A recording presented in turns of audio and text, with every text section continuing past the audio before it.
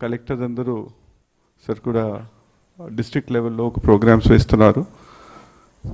మన గౌరవనీయులు chief minister ద్వారా ఈరోజు ఫ్లాగ్ హోయిస్టింగ్, అదేవిధంగా వేరే ప్రోగ్రామ్స్ కూడా జరుగుతున్నాయి.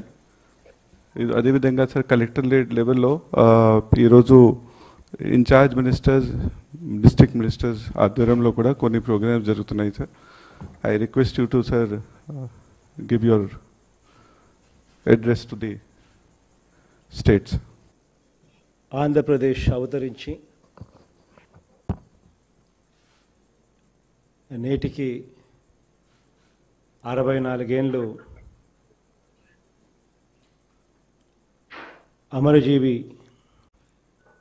పొట్టి శ్రీరాములు గారి మహాత్యాగాన్ని స్మరించుకుంటూ ఒక రాష్ట్రంగా మనల్ని మనం సమీక్షించుకునేందుకు, మరిన్ని ముందడుగులు వేసేందుకు ఈ రోజున రాష్ట్ర అవతరణ దినోత్సవం నిర్వహించుకుంటా ఉన్నాం.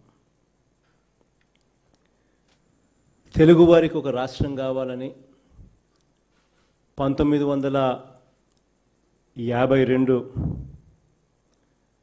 అక్టోబర్ 19న పొట్టి శ్రీరాములు గారు నిరాహార దీక్ష చేయడం, 58 రోజుల పాటు ఆ నిరాహార దీక్ష కొనసాగడం, తర్వాత 1952 డిసెంబర్ 15న ఆయన మన రాష్ట్రం కోసం అమరులు కావడం, ఆ తర్వాత 1953 అక్టోబర్ 1న ఆంధ్ర రాష్ట్రం అవతరించడం,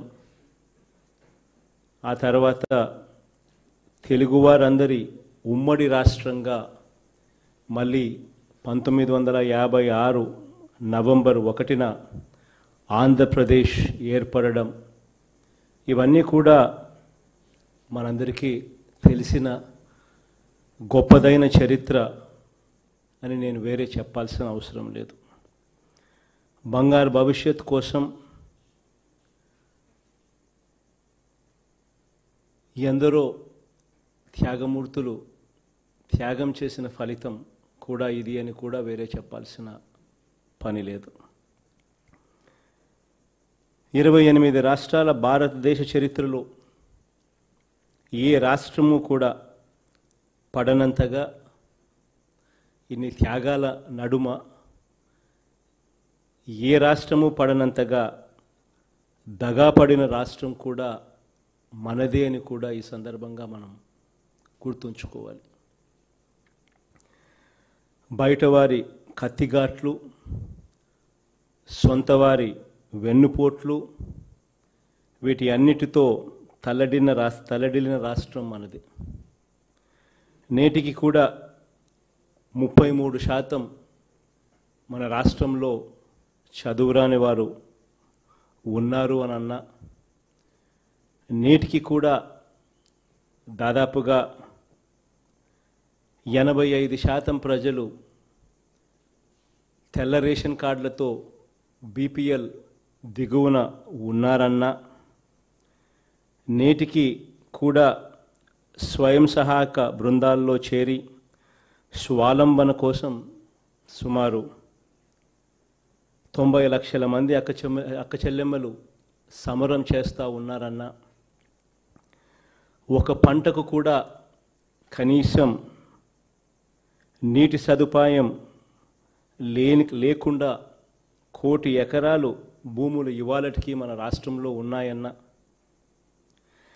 నేటికి కూడా ఆవాసం కోసం ఎదురు చూస్తున్న 32 లక్షల నిరుపేద కుటుంబాలు ఇవాళటికి మన రాష్ట్రంలో ఎదురు చూస్తున్నాయి అని అన్న, పిల్లల చదువుల కోసం, కుటుంబ సభ్యుల ఆరోగ్యం కోసం ఆస్తులు ఎన్నో కుటుంబాలు అమ్ముకోవాల్సిన పరిస్థితిలో మన రాష్ట్రం చూసిన పరిస్థితులు కూడా ఉన్నాయన్న,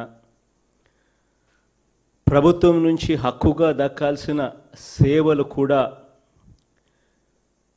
దేబరించాల్సిన పరిస్థితులు, ఇలాంటి అనేక అంశాలు నెరవేర్చాల్సిన మన కర్తవ్యాన్ని గుర్తుకు చేస్తూనే ఉంటాయి. కాబట్టే గ్రామాన ప్రజల ఆకాంక్షల్ని, అవసరాల్ని వారిలో ఒకరిగా ఉండి వేల కిలోమీటర్ల కాలినడకన ప్రయాణం చేసి వారితో మమేకమై గుర్తించి మన గ్రామం, మన వ్యవసాయం, మన కుటుంబం, మన బడి, మన ఆసుపత్రి, మన వైద్య ఆరోగ్య రంగం, మన నీటిపారుదల రంగం వంటి ప్రతి ఒక్క అంశం మీద అధికారంలోకి వచ్చిన తర్వాత దృష్టి పెట్టాల్సిన దానికన్నా వాస్తవిక దృక్పథంతో పెట్టడం జరుగుతూ ఉంది. తెలుగు వారందరికీ కూడా మంచి జరగాలి అని అంటే మన గ్రామాల రూపురేఖలు ఎలా మార్చాలి అన్న ఒక డ్రీమ్తో పరిగెత్తడం జరిగింది. దాదాపుగా ఈ 16-17 నెలల ప్రయాణం కూడా.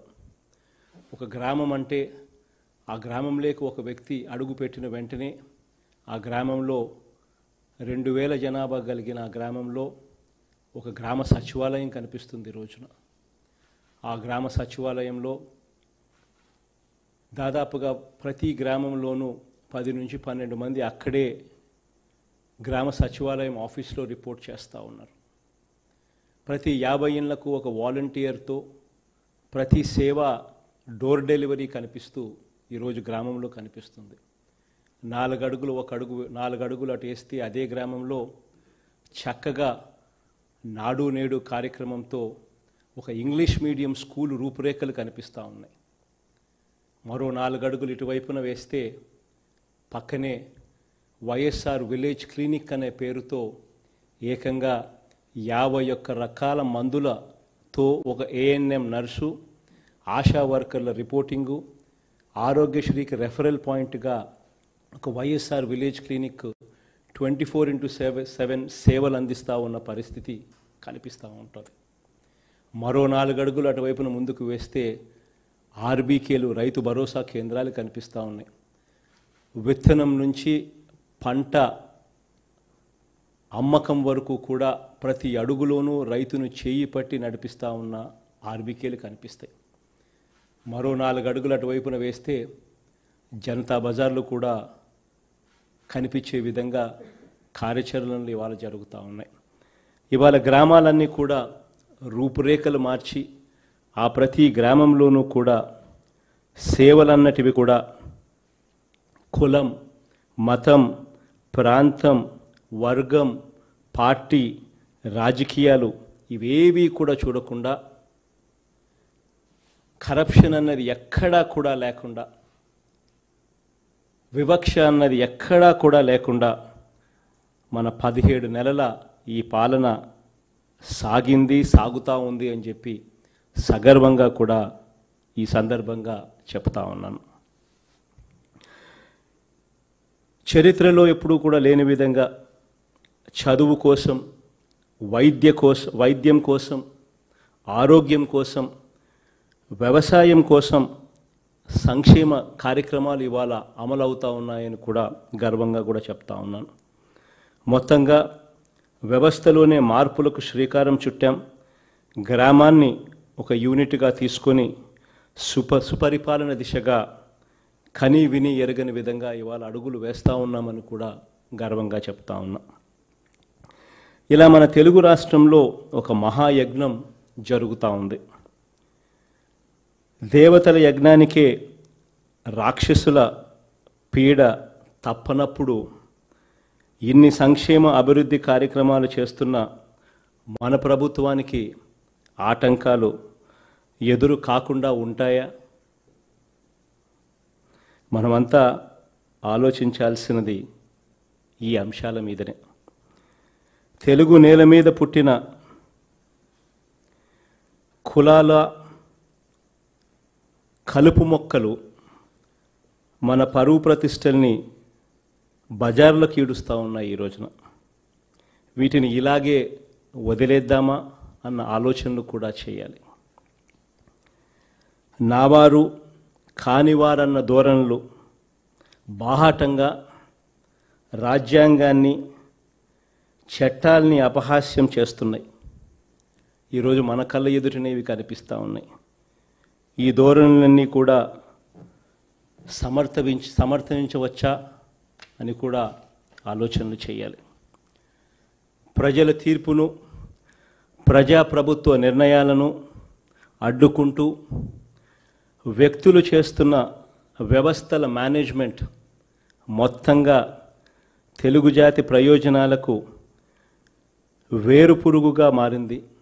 దీన్ని ఇలాగే కొనసాగిద్దామా అన్న ఆలోచనలు కూడా గట్టిగా చేయాలి. తనవాడు గెలవలేదు, తమవాడు పదవిలో అధికారంలో లేడన్న కడుపు మంటతో నిత్యం అసత్యాలను ప్రచారం చేయటమే పనిగా పెట్టుకున్న టీవీలు, పేపర్లు ఈ వ్యవహారాన్ని సమాచార స్వేచ్ఛ అందామా? ఇవన్నీ కూడా ఆలోచనలు చేయాలి. సమస్యలు ఉన్నాయి, సవాళ్ళు ఉన్నాయి. అయినా కర్తవ్యం పవిత్రమైనది, లక్ష్యం ఉన్నతమైంది. కాబట్టి ప్రజాబలంతో మార్గం వేయగలమని, దేవుడి ఆశీస్సులతో అడుగులు ముందుకు వేయగలమన్న నమ్మకంతో ఇక మీదట మన రాష్ట్రంలోని ఇంటింటి ఆత్మగౌరవాన్ని నిలబెట్టేలా మనందరి ప్రభుత్వం వెరపన్నది లేకుండా ముందుకు సాగుతుందని రాష్ట్ర అవతరణ దినోత్సవం సందర్భంగా మరోసారి స్పష్టం చేస్తూ ఉన్నాను. ఈ సందర్భంగా రాష్ట్ర ప్రజలందరికీ కూడా నా హృదయపూర్వక శుభాకాంక్షలు కూడా తెలియజేస్తూ ఉన్నాను. Thank you. జై Hind. I thank the Honorable Chief Minister for his visionary and address and for giving us the direction and for leading us for the last 17 months and taking us into new heights. I have also thanked the Chief Secretary, the DGP, the Honorable Ministers and advisors. With this, sir, we end the program at the state level. The district level collectors may continue with the program. Thank you, sir.